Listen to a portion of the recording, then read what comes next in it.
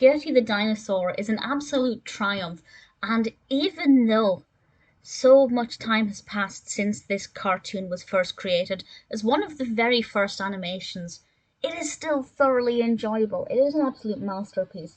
This was written and directed by Winsor McCay when George McManus bet him to make this dinosaur come to life in the form of animation. So Winsor McCay set about animating this dinosaur, who he decided to call Gertie, and spent many months doing this and eventually presented what is really only a few minutes in length. But the fluidity of this animation, it is so smooth.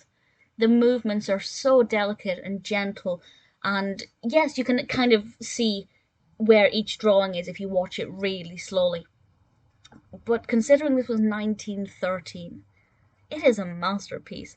And the other thing that I love about this is not just how well animated it is. Yes, it's a pencil drawing. It's not full of vibrant colors or that much tiny intricate detail, but the movement is so gentle and smooth for 1913, even for today a lot of the time.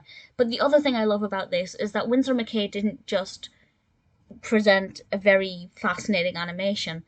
He also introduced us to this character of Gertie, and we go through a real emotional journey with her because it starts off with her eating this tree in this splendid bit of animation, and then Gertie's being a little bit naughty, and the animator puts in some title cards to give her into trouble, and she gets upset and begins to cry, and then the animator calls her a good girl and asks her to bow to the audience, and then this mammoth comes along and she interacts with this mammoth, and she's a really lovable, likable character, and that makes this something a little bit more than just an example of how pictures can move, but it's actually an introduction to a really pleasant character who is absolutely adorable, and this was a real joy to watch.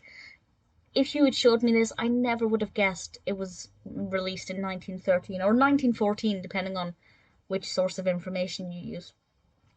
But either way, the point is, this was over over a century ago, nearly 110 years ago, which is ridiculously impressive. It's engaging, it's adorable, the quality of the animation is fabulous.